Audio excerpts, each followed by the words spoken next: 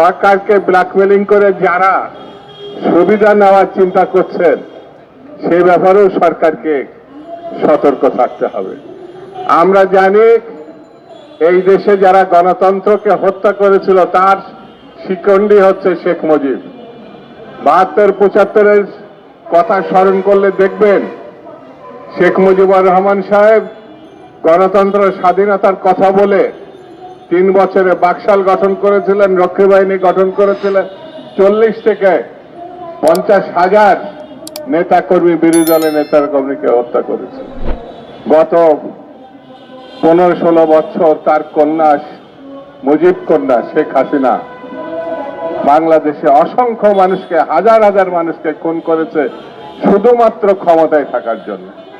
বন্ধুরা, আমরা মনে করি এই পরিবার আগাগোড়া খুনি, গণহত্যাকারী এবং লুটপাটকারী। তাদের বিচার অবশ্যই দৃশ্যমান হতে হবে।